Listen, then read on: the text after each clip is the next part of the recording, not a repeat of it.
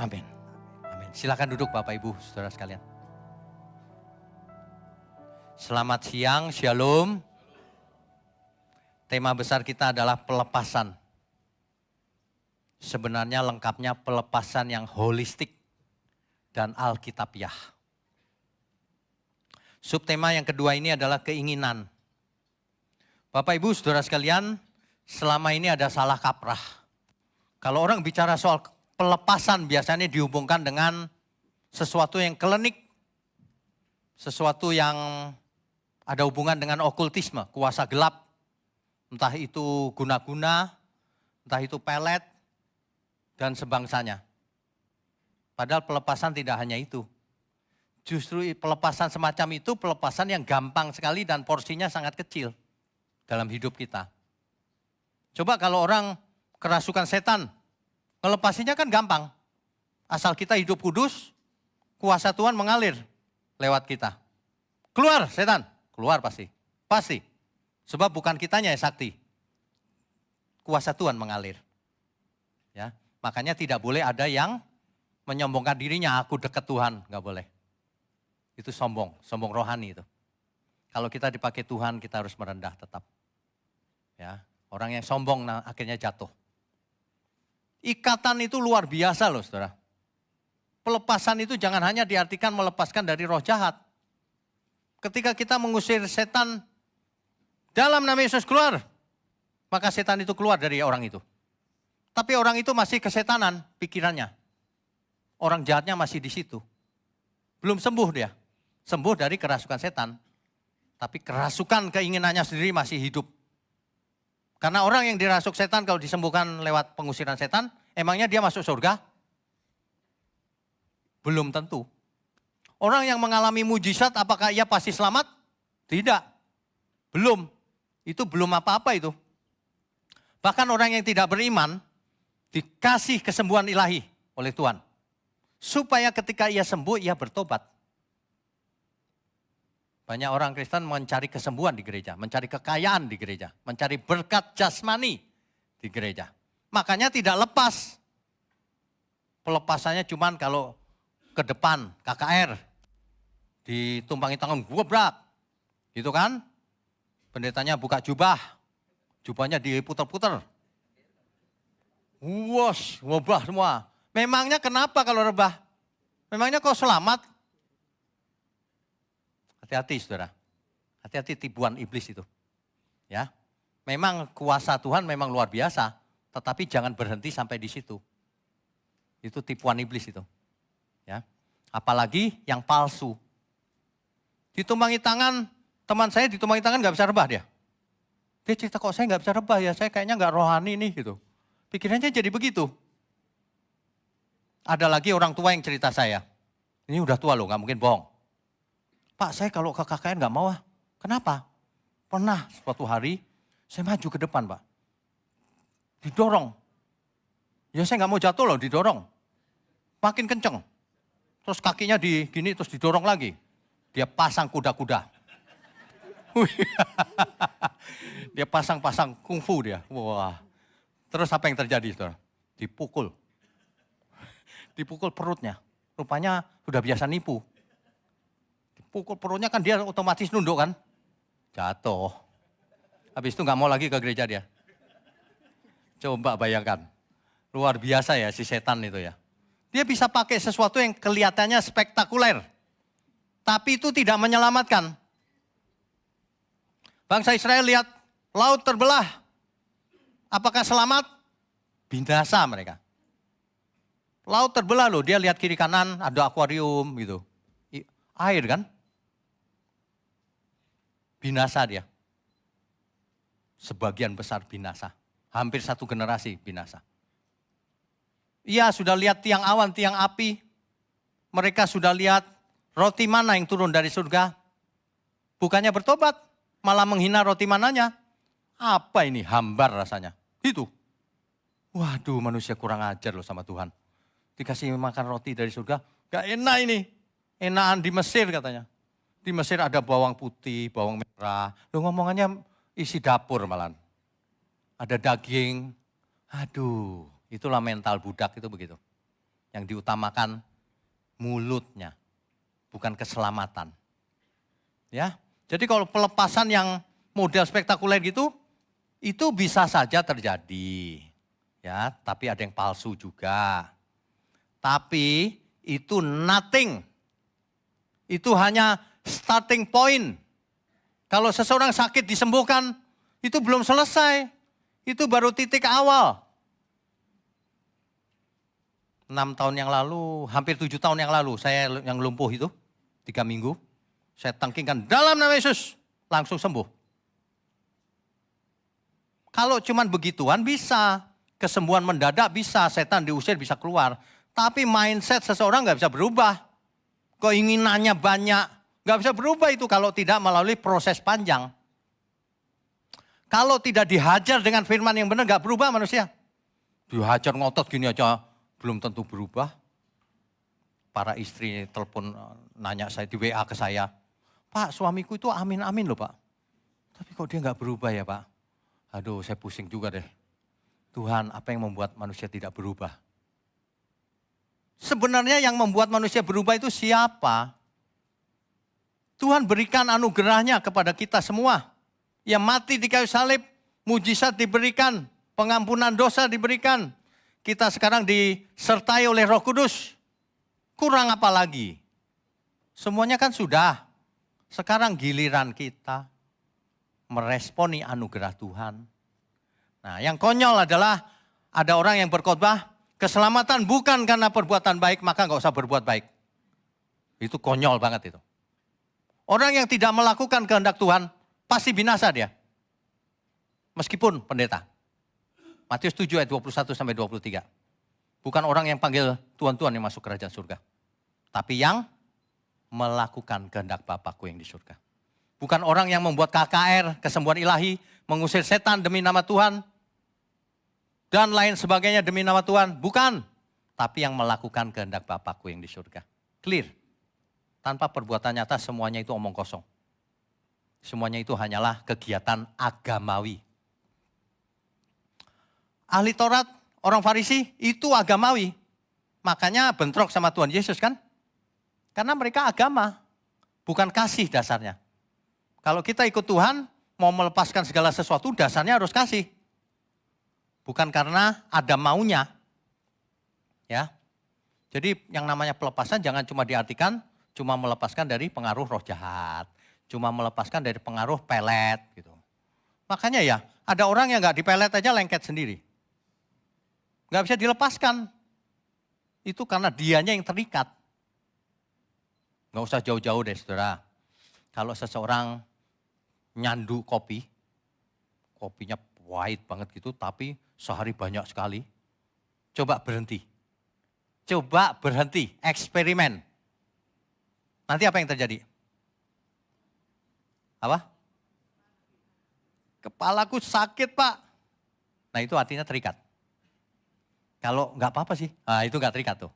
Kepalaku sakit, itu artinya mulai terikat. Ya, dan memang prosesnya begitu. Segala sesuatu yang mengikat, kalau kita lepaskan, dia nagih. Makanya orang yang ngobat, kalau dia berhenti, apa yang terjadi? Sakau, sakit badannya. Kenapa? Minta lagi. Begitu dikasih udah gak sakit lagi. Berhenti sakit lagi dia. Sama manusia gitu. Manusia berhenti berbuat dosa. Sakit dia. Biasa ngelayap kalau malam hari. Terus disuruh ke rumah, di rumah aja. Hari itu yang kakinya kesemutan. Macem-macem alasannya gitu. Pusing aku di rumah. Nah, gak biasa, biasanya ngelayap. Sama orang biasa di rumah disuruh ngelayap. Ngapain gak betah.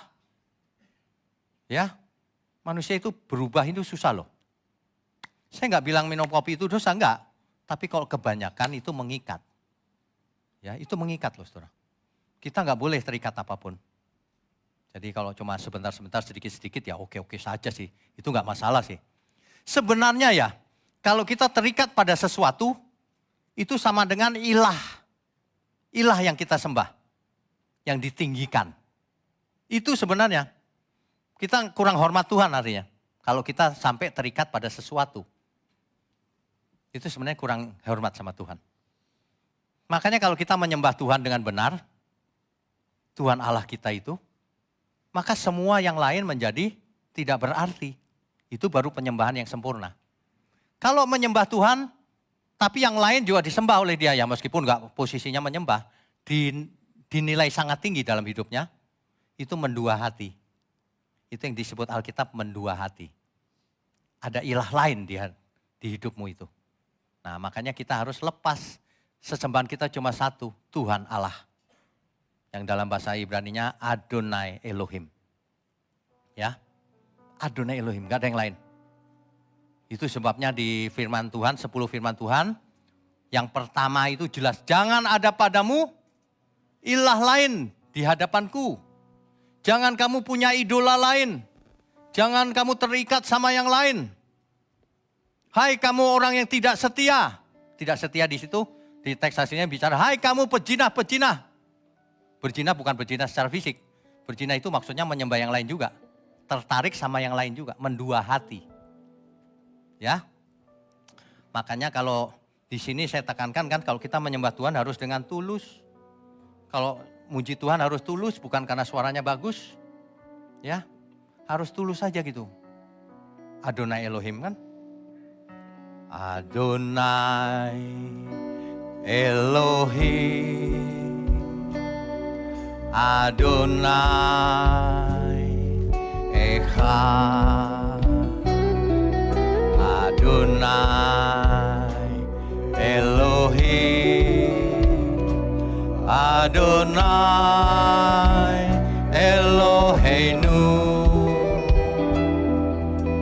yang maha tinggi, maha kudus, yang maha tinggi, yang maha suci. Saudara, Adonai Elohim. Adonai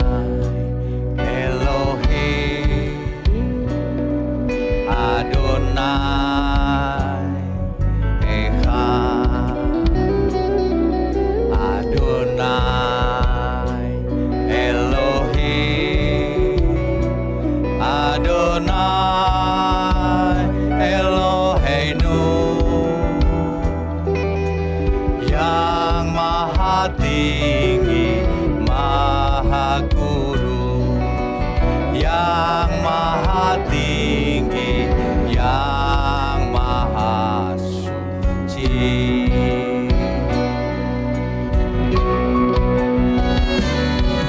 Adonai Elohim, Adonai Eloheinu, Adonai Eloheinu, Adonai Echad. Adonai Elohim, Adonai Eloheinu, Adonai Eloheinu, Adonai Echad. Saudara, kalau kita benar-benar menghormati Tuhan kita, maka kita tidak akan memanggil namanya sembarangan. Namanya Adonai Eloheinu. Bukan Elohim Yahweh, saudara. Tidak ada kata Yahweh di Alkitab. Teks asli Alkitab itu YHWH. Itu bukan singkatan Yahweh. Kalau nggak percaya, lihat di YouTube bagaimana bangsa Israel berdoa. Adonai Eloheinu, Adonai Echad. Jadi sebenarnya penyebutan Yahweh dan Yehova itu salah sebenarnya.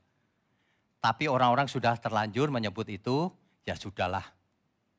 Tapi kalau kita mengerti, jangan kita sengaja salah. Kalau orang nggak mengerti, ya udahlah, Tuhan nggak apa-apa kok. Asal kita hidup melakukan kehendaknya. Tapi kalau mau sempurna, sekecil-kecilnya nggak boleh salah. Gitu. Amin, saudara. Kalau enggak percuma kita menyembah Tuhan, enggak menghormati Tuhan. Ya, percuma saudara. Banyak orang pintar memuji Tuhan pakai mulutnya, tapi tidak hormat sama Tuhan. Ayat Alkitab dirubah-rubah. Itu tanda orang yang terikat sesuatu. Enggak lepas. Kalau lepas itu terserah Tuhan lah. Alkitab ngomong apa? Amin. Itu. Jangan ngarang-ngarang sendiri. Manusia itu dijatuhkan oleh keinginannya sendiri. Yang mengikat itu salah satunya keinginannya sendiri. Kitab Yakobus berkata karena manusia diseret oleh keinginannya. Dan dipikat olehnya. Dipikat itu apa ya? Dipelet olehnya. Habis pikat nggak ngerti, pelet aja deh. Diikat olehnya supaya ngikut, diseret. Dan kalau itu sudah matang melahirkan dosa. Keinginan ini loh yang menyebabkan manusia jatuh ke dalam dosa itu. Keinginan, egonya. Orang kalau sudah sangat sombong dia persis setan, saudara. Karena dahulu setan jatuhnya karena sombong, karena angkuh. Ia sudah enak-enak di surga, lah kok memberontak. Si setan kalau diperhatiin ya, di situ kesalahan dia itu ada di Alkitab dicatat tuh. Aku hendak naik mengatasi bintang-bintang Allah. Aku hendaknya banyak itu. Nanti setelah ini saya ke Batam, seminar di Batam besok, kejatuhan Lucifer. Tentang itu, nanti disiarkan online kok. Nanti minggu keberapa kita bisa khotbahkan di sini juga. Meskipun gak persis sama ya. Kita itu harus belajar. Setan dulu jatuhnya karena sombong, ia ingin menyamai yang maha tinggi. Makanya jangan punya keinginan. Hawa jatuhnya karena apa? Ia ingin menjadi seperti Allah. Baca itu. Adam jatuhnya karena apa? Kenapa Pak? Takut istri. Soalnya disuruh makan sama Hawa kan. Kok mau ya? Nah, itu jadi pertanyaan sih. Sekaligus bukti bahwa para suami takut sama istri. Sejak zamannya Eden. Itu keinginan itu merusak, saudara. Makanya Tuhan Yesus berkata ya. Di dalam Lukas, coba kita baca. Tuhan Yesus berkata begini, Lukas 14 ayat 33. Demikian pula lah tiap-tiap orang di antara kamu yang tidak melepaskan diri dari segala miliknya, tidak dapat menjadi muridku. Kalau orang tidak melepaskan diri dari segala miliknya, keinginannya, hartanya, keangkuhannya, tidak mengalami pelepasan total, tidak dapat menjadi muridku. Orang salah mengerti, aku mau jadi murid Tuhan Yesus supaya lepas. Salah. Lepaskan dulu semuanya itu. Belajar sama Tuhan Yesus. Hari ini banyak sekali orang merasa hebat. Tidak melepaskan diri. Nggak bisa belajar. Kalau mau belajar itu kosongkan diri. Kosongkan diri, diisi dengan kebenaran yang benar. Ya, jangan terpengaruh oleh sosial media. Di media sosial banyak orang ngawur-ngawur, banyak. Ada yang bilang Alkitab itu salah. Banyak yang begitu. Itu bohong itu. Itu pembohong besar. Cuma cari sensasi aja. Saya tahu kok salahnya di mana. Dia sengaja itu. Entah luar negeri, entah dalam negeri, sama aja. Setan itu gak ada setan luar negeri, setan dalam negeri. Setan sama aja, saudara. Roh jahat itu sama aja di mana-mana. Makanya rohnya sama. Makanya kelakuan atau karakternya sama orang yang kesetanan. Sama persis. Ya, makanya suka menghina Tuhan Yesus. Merendahkan Tuhan Yesus, itu setan yang sama itu, roh yang sama. Ya. Ada lagi yang menganggap bahwa pelepasan itu melepaskan diri dari roh jahat.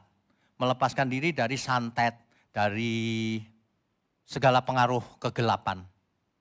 Ya itu benar juga kalau ada orang yang terikat, kita harus doakan, kita lepaskan, kita usir setannya. Ya dong. Tapi setannya pergi, orangnya masih jahat kan? Masih belum bertobat. Artinya itu belum apa-apa. Pelepasan yang sesungguhnya malah bukan itu. Pelepasan yang sesungguhnya adalah perintah Tuhan Yesus ini, barang siapa tidak melepaskan diri dari segala miliknya, tak dapat jadi muridku. Kalau nggak bisa jadi murid Tuhan, jadi murid siapa? Diasuh oleh kegelapan. Makanya menjadi murid Tuhan itu nggak gampang. Kalau daftar di gereja menjadi anggota itu gampang banget. Tapi kalau menjadi murid Tuhan itu nggak gampang. Itulah sebabnya si roh jahat atau setan ini berkeliaran di gereja. Karena setan tahu yang bahaya itu gereja baginya. Kalau semua manusia dibukakan mata rohaninya, gak laku ajaran dia. Makanya mainnya di gereja. Sama seperti Taman Eden, di tengah-tengahnya ada ular melingkar, si setan itu. Kalau di mimbar gereja sama, paling enak setan melingkar, mempengaruhi pengkhotbahnya kesalahan. Waduh, dampaknya luas. Kalau cuma merasuk satu persatu, kurang efektif. Pembicaranya, wah langsung sesat semua. Binasa semua itu nanti. Ya, hati-hati. Setan tuh licik sekali. Pakai Alkitab bisa dia. Tapi artinya salah. Nah ini, keterikatan ini benar-benar mengikat manusia loh.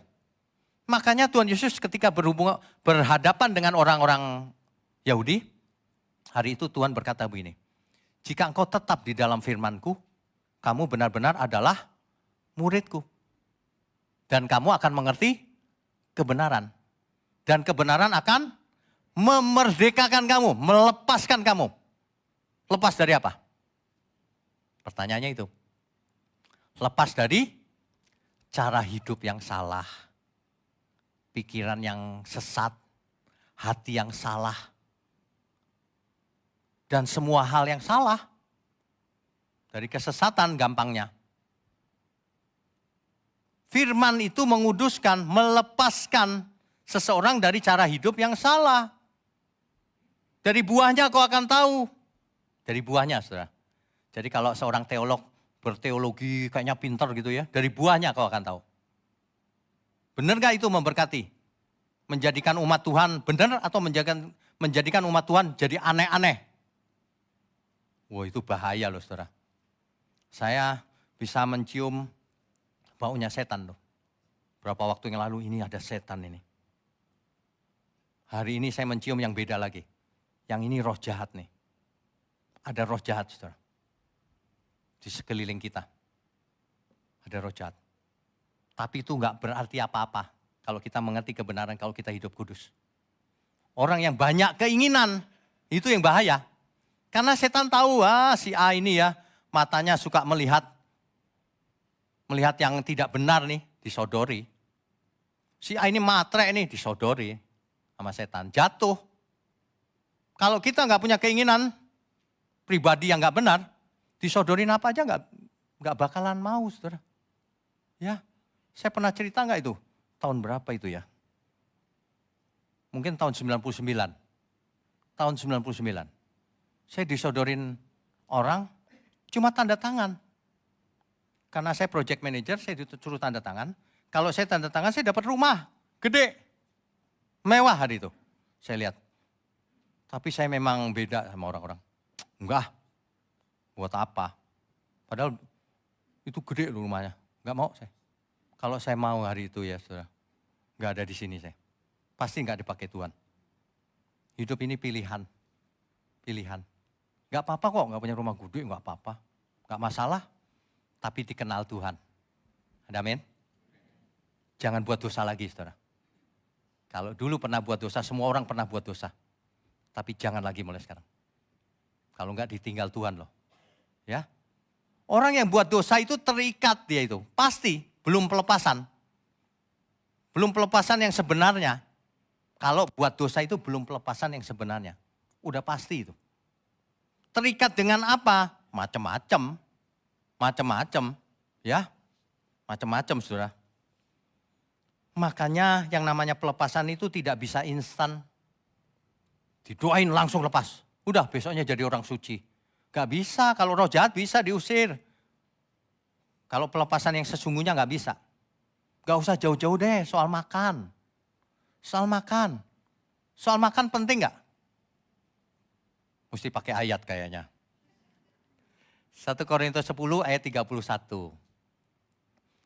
Aku menjawab, jika engkau makan, atau jika engkau minum, atau jika engkau melakukan sesuatu yang lain, lakukanlah semuanya itu untuk kemuliaan Tuhan.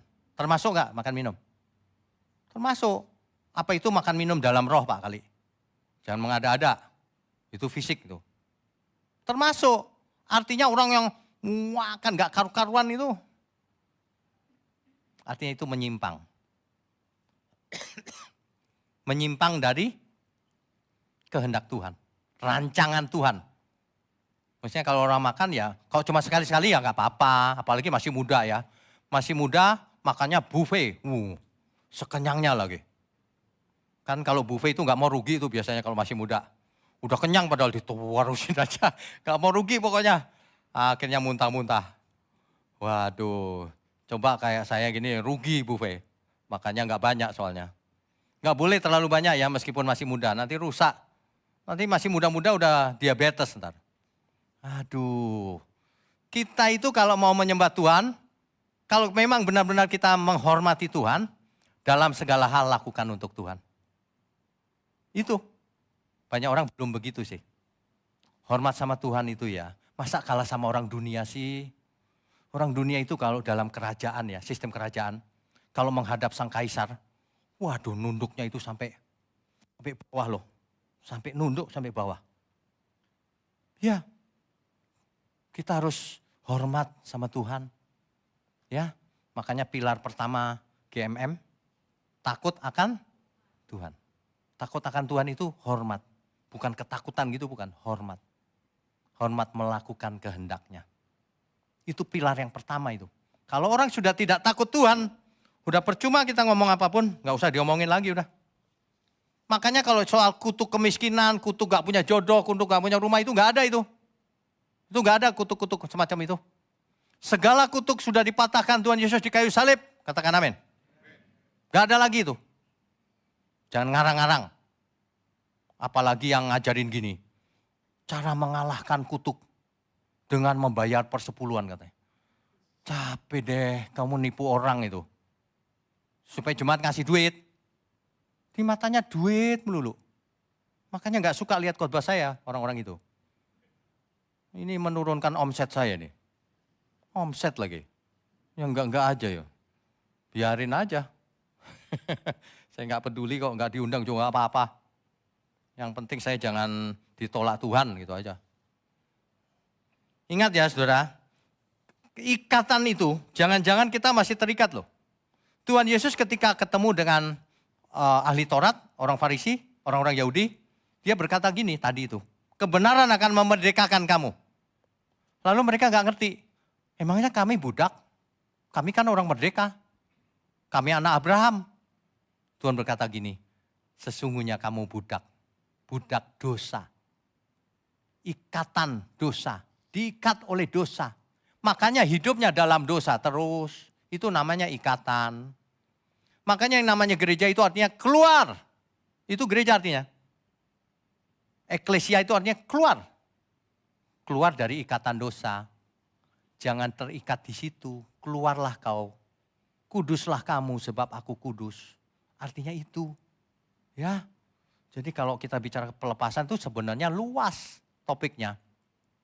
Sebenarnya bisa ditulis satu buku tebal sekali pelepasan itu. Enggak cuma ngusir setan enggak usah berbuku-buku, ngusir lembar, setan satu lembar aja kertas, usir dia dalam nama Yesus. Selesai. Lah orangnya bagaimana kita melepaskan diri dari segala ikatan? Manusia itu hidup dalam dosa itu banyak, tapi nggak berasa.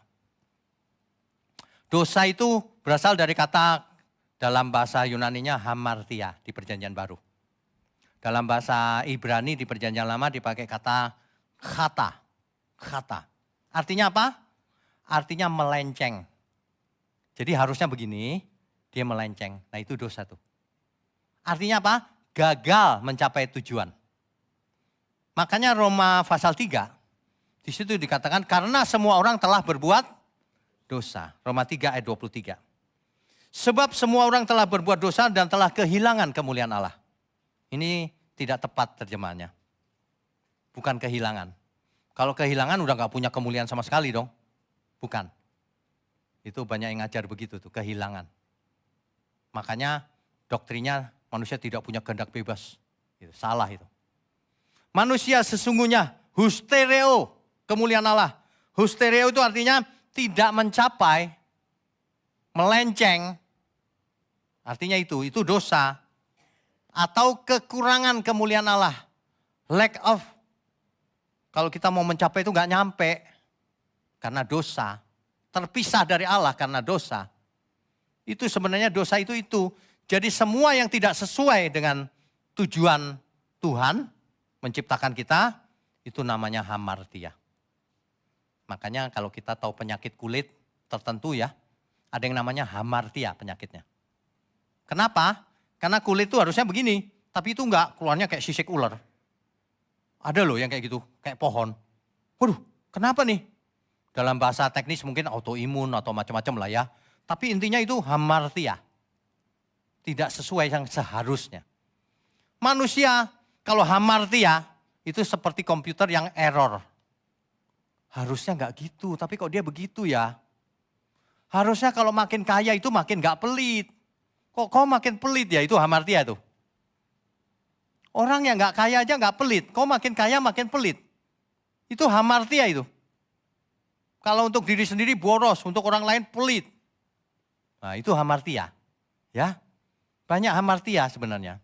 Kita belajar itu melepaskan diri supaya jadi murid Tuhan Yesus. Lepaskan diri, jangan begitu, nggak bisa jadi murid Tuhan sampai kapanpun. Percuma, dibaptis 10 kali juga percuma kalau begitu tuh.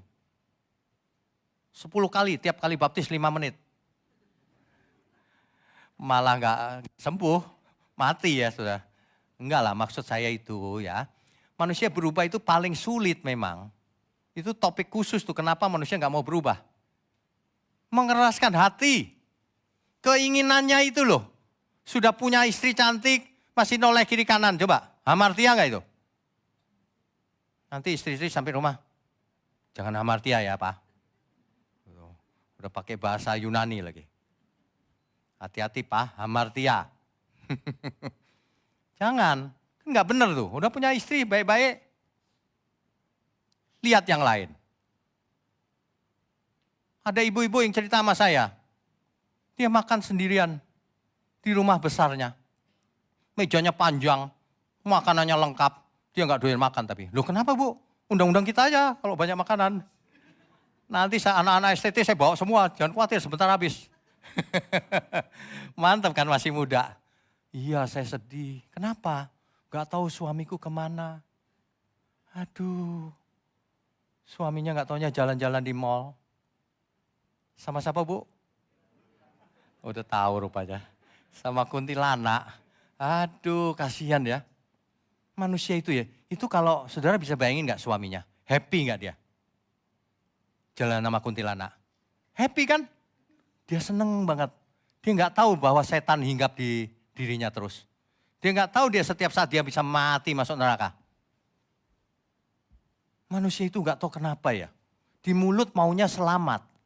Dalam perbuatan maunya ke neraka seolah-olah. Nggak sesuai. Kalau mau ke surga, hiduplah kudus, tak bercacat, tak bercela. Makanya ikatan itu, aduh itu sulit dilepaskan itu. Nggak bisa ditengking, mesti dengan firman Tuhan. Setiap minggu harus begini firmannya. Enggak boleh firmannya yang gampang-gampang itu. Bayangin kalau saudara jauh-jauh ke sini, udah jauh ke sini, sampai sini angkat dompetmu saudara. Saya doakan, nanti dikasih uang sama Tuhan. Waduh ini apa ini? Orang datang supaya firman Tuhannya benar. Sebab firman itu lebih tajam dari pedang bermata dua. Dia bisa memisahkan jiwa dan roh. Artinya apa? Firman itu sangat berkuasa untuk mengubah mindset seseorang, karakter seseorang. Sangat luar biasa. Saya nggak percaya orang nggak berubah karena firman seperti ini. Nggak percaya. Kalau orang udah datang berapa kali, pasti ada perubahan meskipun sedikit. Karena kalau orang mengeraskan hati ya, perubahannya akan sedikit. Ibarat orang diet itu ya, berat badan 120. Ada yang cerita sama saya berat badannya sampai 200 loh, ada. Tapi diet ketat dia, angkat besi dan sebagainya. Sekarang tinggal 140. Udah turun 60. Mau turun lagi katanya. Wah itu hebat tuh. Gak gampang loh itu melawan kedagingan itu. Ya, gak gampang. Makanya firman Tuhan sebenarnya cukup kuat. Manusianya kurang percaya. Tidak ada yang mustahil bagi Tuhan. Itu mestinya cukup bagi kita. Berarti aku bisa berubah Tuhan. Berarti aku apa aja bisa. Karena tidak ada yang mustahil bagi Tuhan. Roh Tuhan ada pada kita sekarang ini. Saya ingetin. Ada yang mustahil gak? Gak ada asal kita mau dipimpinnya. Aku keras Pak dari sononya. Ikatan itu. Dengarkan suara Tuhan. Berubah pasti. Ada orang yang cerita sama saya. Suamiku berubah sih Pak. Tapi sedikit. Ya lumayan lah daripada gak berubah. Tapi kalau sedikit banget ya percuma. Ibarat beratnya 200 kilo. Diet udah turun, udah. Berapa? 1 on. 1 on mah bukan turun namanya. Itu belum makan. Ntar makan naik 2 kilo. Malah untung. Aduh, ini. Di sini nggak ada kayaknya. Oh nggak ada. Nggak ada yang ngaku. Kita mulai sekarang kita harus mulai cerdas. Saudara. Ikut Tuhan itu harus cerdas. Saudara dibohongin, ada yang ngajar gini. Kalau datang ke gereja jangan pakai otak. Itu pembohong besar itu. Kenapa dilarang pakai otak? Karena kalau kau nggak pakai otak, kau gampang kutipu. Otak kau nggak dipakai. Yang ciptakan otak siapa? Tuhan. Kita harus pakai semua yang ada pada diri kita untuk menyembah Tuhan. Rasio kita, pikiran, perasaan, tenaga otot. Dan semuanya talenta yang ada pada kita. Kalau enggak kita hamba yang jahat loh saudara. Jangan ya saudara ya. Hidup cuma 1 kali. Makanya ini luar biasa ya. Ini liburan masih banyak ya. Saya pikir sepi tadi. Tapi rupanya sebelum liburan pengen dimarah-marahin dulu ya. Supaya liburannya plong, pelepasan. Ya kita perlu merenung loh saudara. Beneran kita perlu merenung. Apa masih ada ya yang mesti kulepaskan? Nah, jangan sampai kita itu terikat tapi nggak mau lepas. Ayo lepaskan diri. Perintah Tuhan begitu, barang siapa tidak melepaskan diri dari segala miliknya tak dapat jadi muridku. Siapa yang harus melepaskan? Ya kita masing-masing. Kalimat itu jelas. Selama ini kalau dianggap bahwa pelepasan itu dibantu orang kita pasif aja terus lepas. Ya kalau itu kerasukan roh jahat. Tapi kalau sifat pribadi, karakter, kitanya yang harus mau berubah. Komit. Aku komit Tuhan. Begitu. Harus komit benar-benar. Ya. Itu pelepasan yang sesungguhnya itu begitu. Lepas dari duniawi. Masuk ke kawasan surgawi. Itu pelepasan yang sesungguhnya. Saudara tahu nggak? Hamartia atau kata itu. Bentuknya berbagai macam, saudara. Penyimpangan itu berbagai macam. Salah satunya kesesatan. Kemarin ada yang telepon saya. Pak, anak saya nggak percaya adanya Tuhan, Pak. Padahal papa mamanya aktivis gereja. Kok bisa? Karena dia pakai logika, Pak. Oh, sebenarnya pakai logika Tuhan tetap ada loh. Kok bisa nggak ada? Ya namanya anak-anak, Pak. Aduh, saya langsung aduh Tuhan.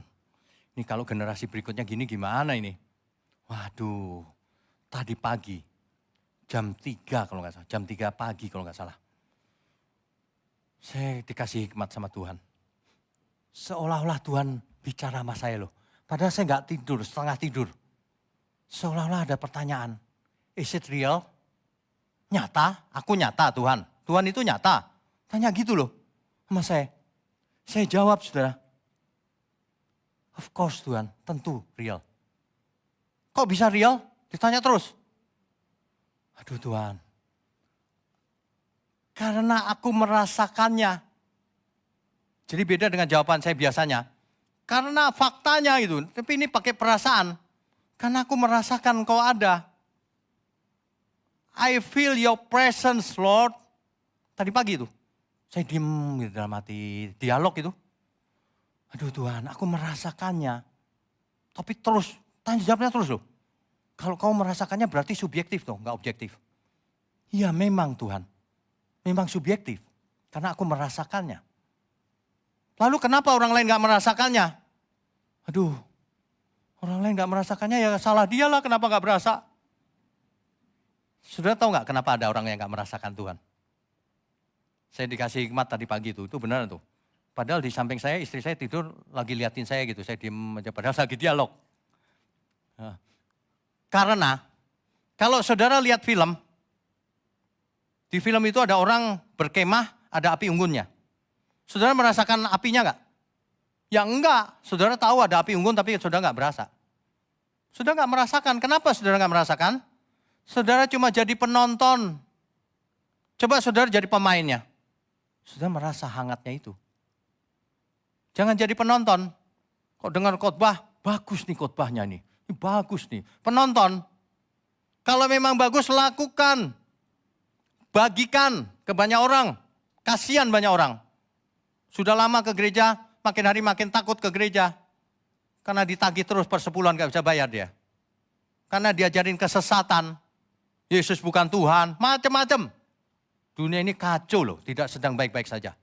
Kemarin gempa di mana Myanmar sama Thailand ya. Itu gak biasanya loh. Gedung-gedung tinggi ambruk ya. Aduh. Saudara, kita itu sebenarnya ya manusia itu sebenarnya rentan loh. Setiap saat bisa mati loh kita. Kok nggak takut ya? Kalau kita takut ya, mati bukan ketakutan. Yang penting kalau mati Tuhan berkenan, udah cukup itu. Makanya selama hidup jangan terikat oleh apapun. Kesesatan lupakan saudara. Jangan suka dengar yang menyenangkan telinga tapi bukan kebenaran. Yang kedua, hamartia itu bentuknya. Kedagingan.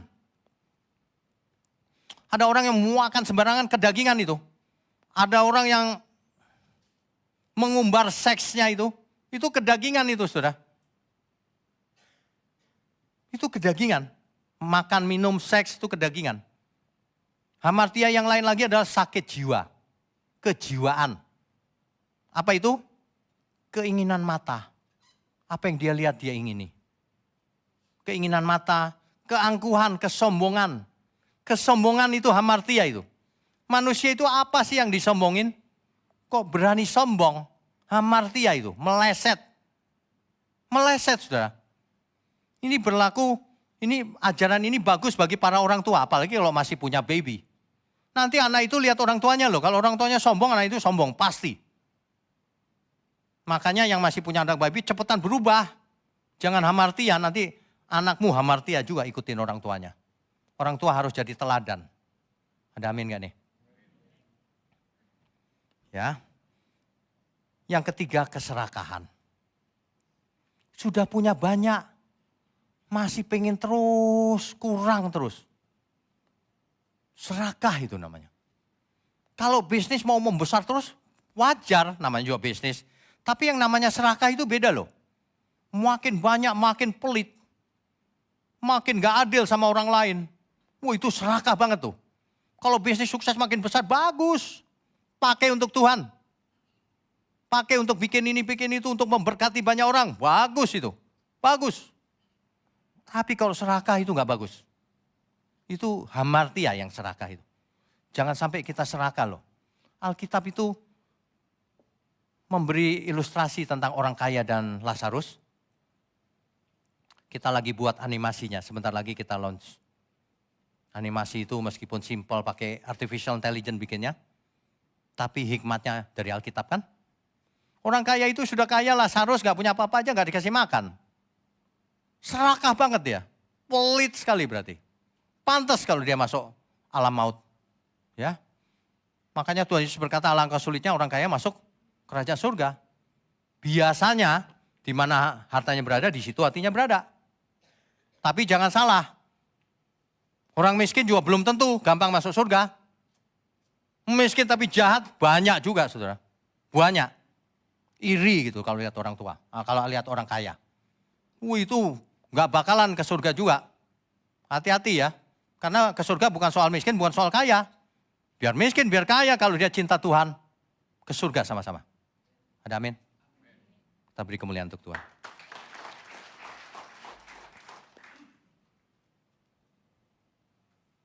Penyimpangan yang lain itu luka batin. Kalau orang kepahitan, ada dendam, ada trauma, itu hamartia loh saudara. Itu hamartia loh. Aku kesel sama dia, itu hamartia itu. Tuhan gak berkenan tuh. Makanya firman Tuhan berkata begini, barang siapa tidak mengampuni sesamanya, dia tidak diampuni. Jadi kalau kita masih punya kekesalan hati hari ini, mau masuk neraka? Kan enggak kan? Ngapain kesel-kesel? Orang yang kita keselin dia gak berasa, rugi sendiri. Jangan-jangan orang yang kita kesel-keselin udah mati juga. Kok masih kesel? Lu kesel sama siapa? Dia udah mati. Ya, ada lagi yang trauma. Misalnya nih, ada seorang gadis yang, aduh Pak, dulu aku masih kecil diperkosa Pak. Jangan trauma, itu menyimpang tuh kalau trauma. Pengalaman, yang penting itu bukan salahmu. Enggak masalah kok, Tuhan bisa sediakan jodoh yang baik. Bertobat aja yang penting. Jangan seperti orang dunia itu loh, mempermasalahkan ini, itu. Enggak masalah, yang penting itu hatinya, mindsetnya benar. Berkenan bagi Tuhan. Hidupnya untuk Tuhan. Itu yang paling penting. Amin, saudara. Kan kalau kita sudah enggak terikat, barulah kita hadap Tuhan. Kan enak menyembah Tuhan. Jangan menyembah Tuhan, hatinya banyak hitam-hitamnya. Kan kacau begituan. Ya. Kalau kita teriak, Tuhan. Tuhan akan dengar. Kalau hati kita penuh dendam dan sebagainya, ini. Di Alkitab itu lengkap loh.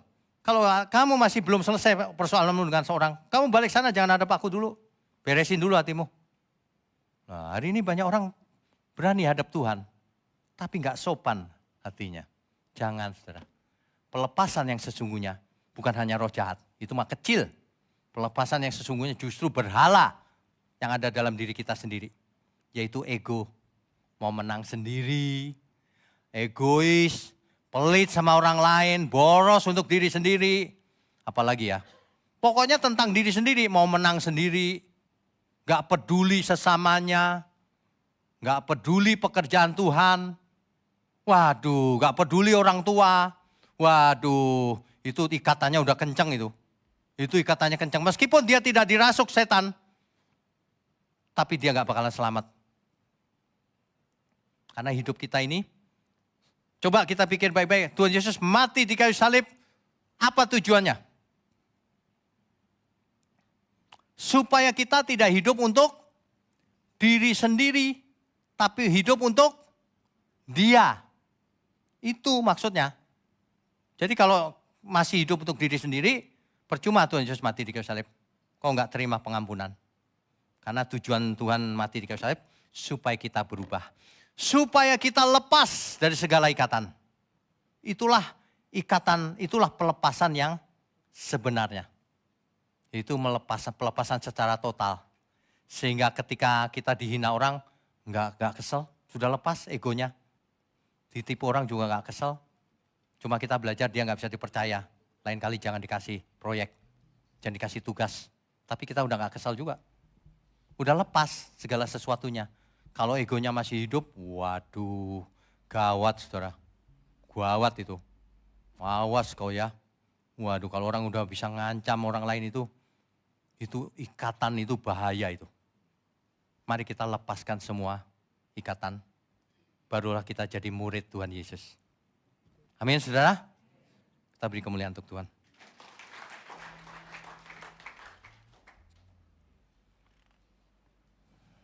Saudara, keselamatan memang cuma-cuma, tetapi kita dituntut. Karena keselamatan diberikan kepada kita, maka kita berhutang sama Tuhan.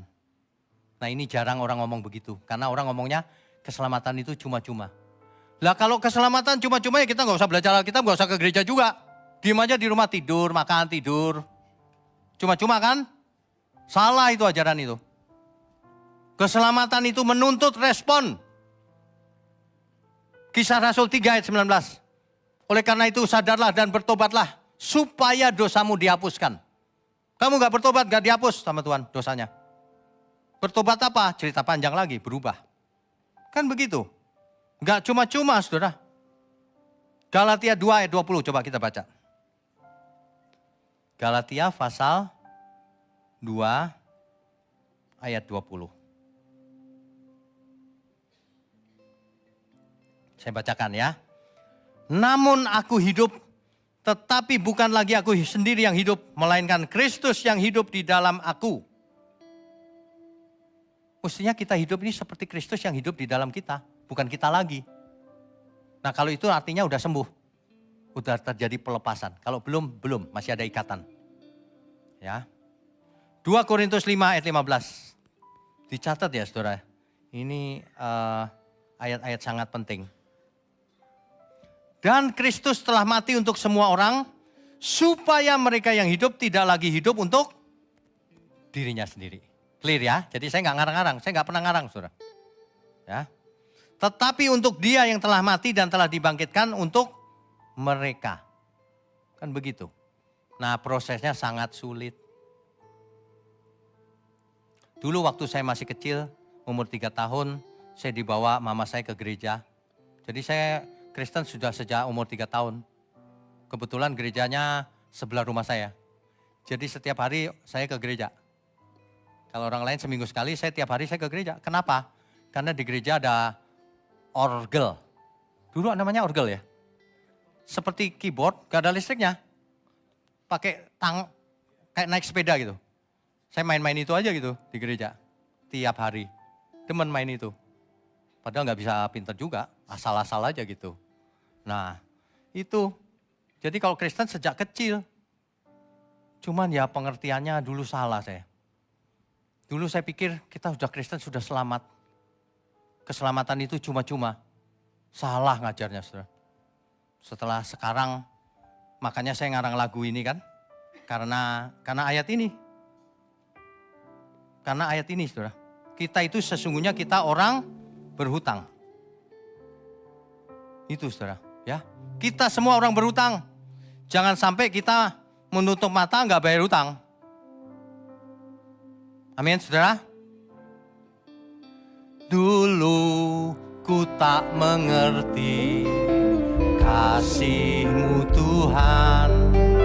Aku merasa nyaman dalam hidupku. Tetapi firman-Mu mengajarku terus hingga aku jadi mengerti.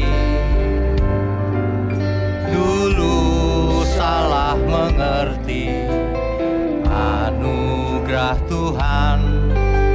Aku merasa selamat dalam hidupku. Tetapi firman-Mu mendidikku terus hingga aku jadi dewasa. Kini ku sadari bahwa aku berhutang bukan kepada daging hingga binasa, tetapi kepada Roh hingga ku hidup kekal. Roh Kudus pimpinku kebenaran. Engkau jadikan aku anak-Mu. Semua orang bercita-cita jadi anak Allah. Para kaisar zaman dulu bercita-cita jadi anak matahari. Kita anak Allah. Kalau kita sampai tidak mengerti, hidup sia-sia. Sayang sekali. Hidup kita nggak lama, saudara. Waktu berjalan begitu cepat. Ini sudah hampir bulan April ya. Perasaan tahun baru kemarin. Segala sesuatu berubah begitu cepat. Umur kita nambah terus. Jangan sampai waktu berlalu dengan sia-sia, saudara. Jangan sampai. Kalau kita melepaskan diri dari segala hal, kita jadi murid Tuhan Yesus. Kalau kita adalah murid Tuhan Yesus, kita hidup kudus, maka tidak ada yang bisa kita takutkan lagi. Mau pocong jejer, nggak masalah. Gondoruwo nggak masalah. Serius saya. Makanya kalau saya nantangin setan, nggak ada setan yang berani muncul. Dari dulu sampai sekarang. Orang kalau lihat saya, entar dulu, gue pergi dulu. Katanya. Waduh, sama setan takut lagi.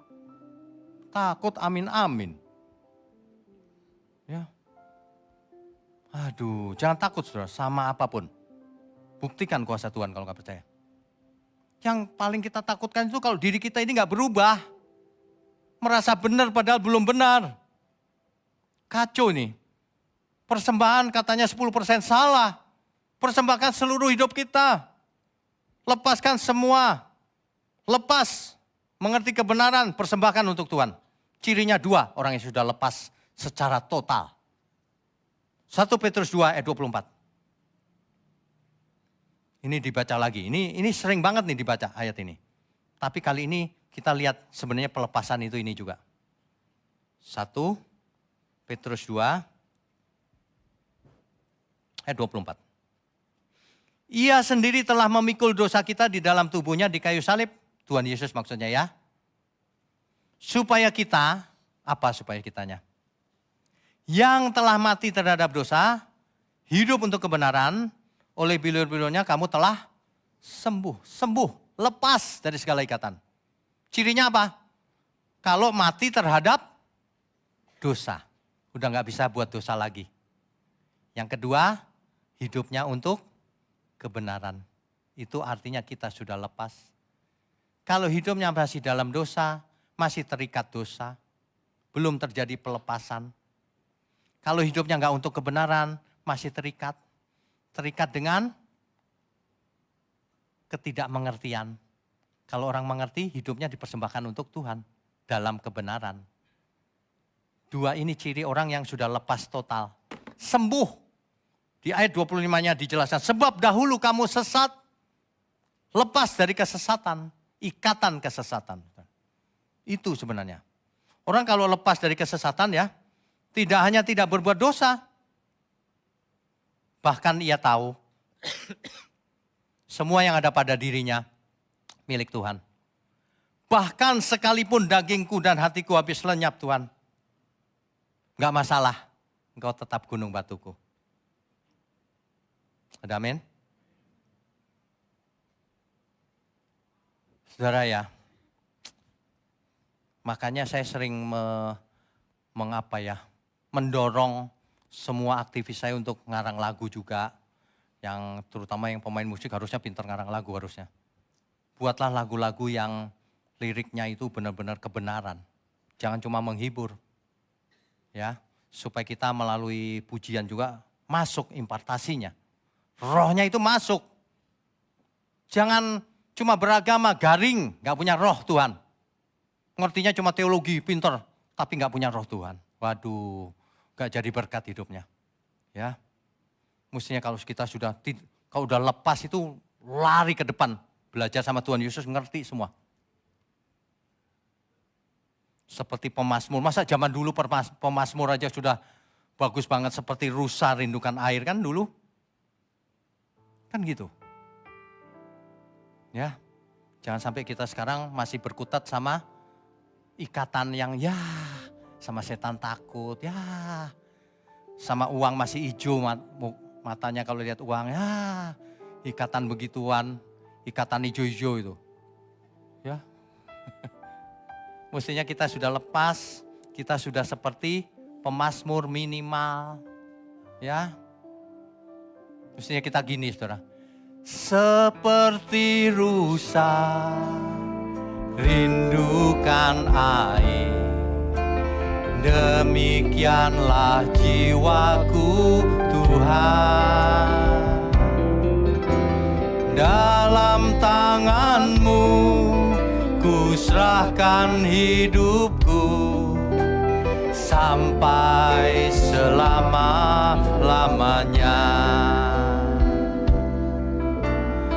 Jiwaku haus padamu Tuhan.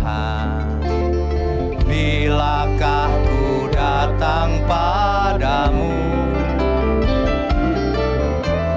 air mataku tercurah padamu di siang dan malam hari. Seperti rusa, seperti rusa dimakan air, demikianlah jiwaku Tuhan. Dalam tangan-Mu usahakan hidupku sampai selama-lamanya. jiwaku haus padamu Tuhan. Bilakah ku datang padamu, air mataku tercurah padamu di siang dan malam hari. Sekalipun dagingku dan hatiku habis lenyap, Engkau tetap gunung batu selamatku. Selamanya, sekalipun dagingku dan hatiku habis lenyap, Engkau tetap gunung batu selamatku. Selamanya.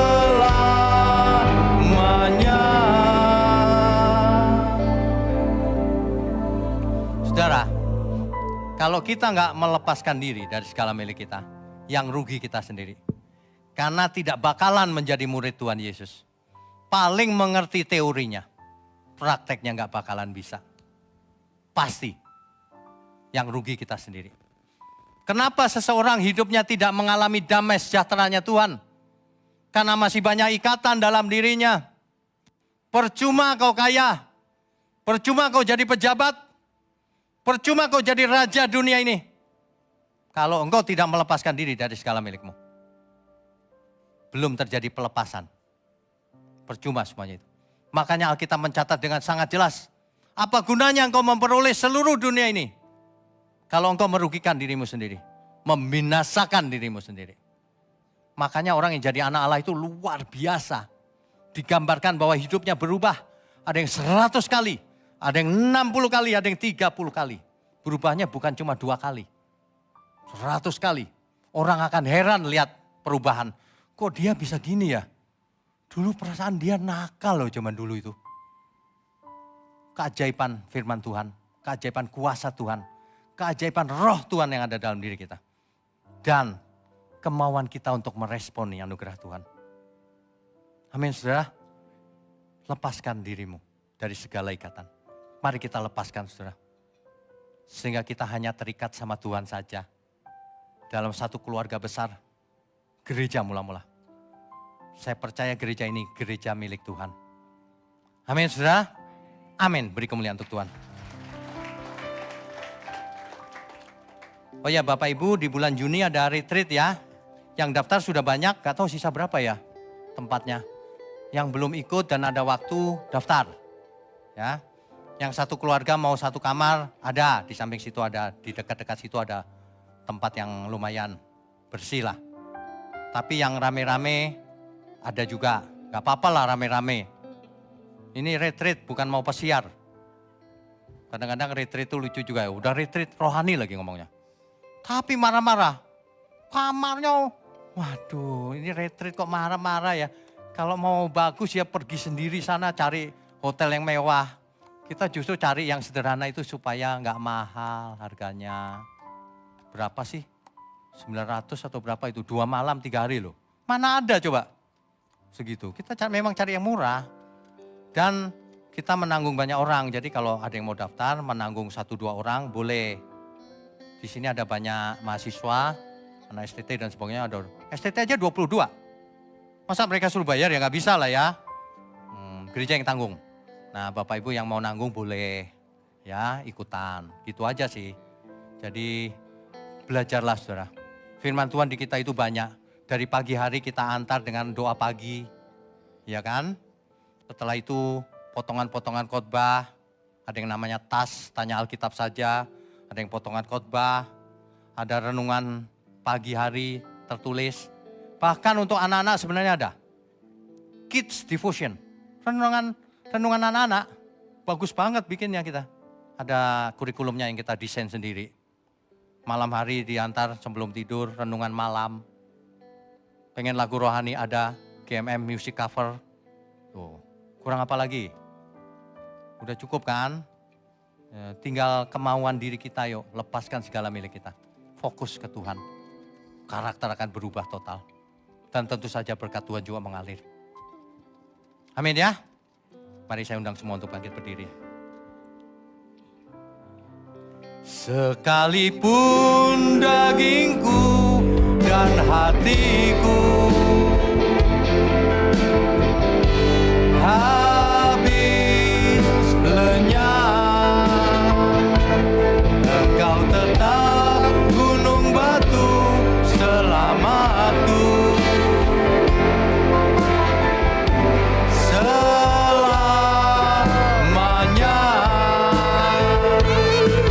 sekalipun dagingku dan hatiku habis lenyap, Engkau tetap gunung batu selamatku. Selamanya.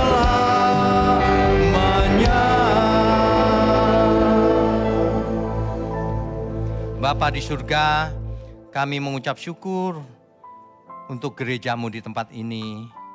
GMM Gereja Mula-Mula. Kami percaya GMM adalah gereja Tuhan. Terima kasih untuk para pelayan Tuhan yang melayani dengan tulus.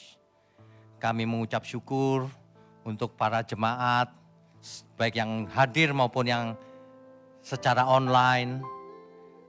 Terutama kami juga mengucap syukur untuk tangan-tangan yang mendukung pekerjaanmu ini Tuhan. Tuhan berkati mereka agar mereka menjadi berkat terus mendukung pekerjaan Tuhan. Dimanapun mereka berada. Terima kasih Tuhan, kami mau mengalami pelepasan secara total.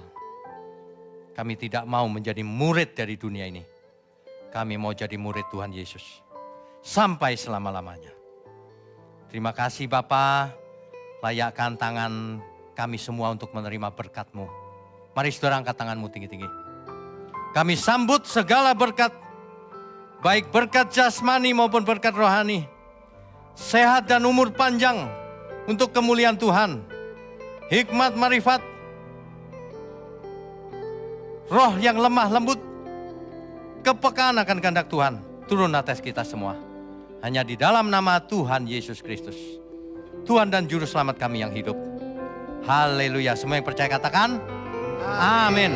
Amin. Silakan duduk Bapak Ibu. Saudara sekalian, bicara soal kebenaran, setiap orang merasa benar. Makanya semua kecap dinomor satukan. Ada orang yang mengatakan saya paling benar, ini paling benar, itu paling benar.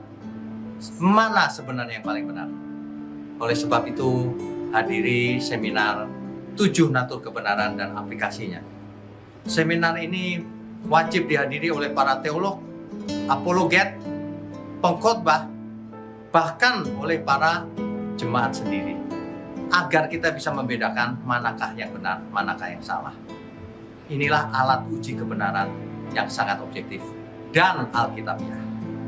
Pastikan saudara ikut dan ajak seluruh saudara dan sahabat-sahabat. Bapak-bapak dan ibu-ibu yang terkasih dimanapun berada, yuk kita belajar pelajaran Alkitab bersama secara online. Setiap hari Rabu jam 7 malam bersama pendeta Bapak Wiknyo Tanto secara online, bisa melalui Zoom. Tetapi kita harus mendaftarkan dulu ke nomor berikut ini. Selamat bergabung dan Tuhan Yesus memberkati.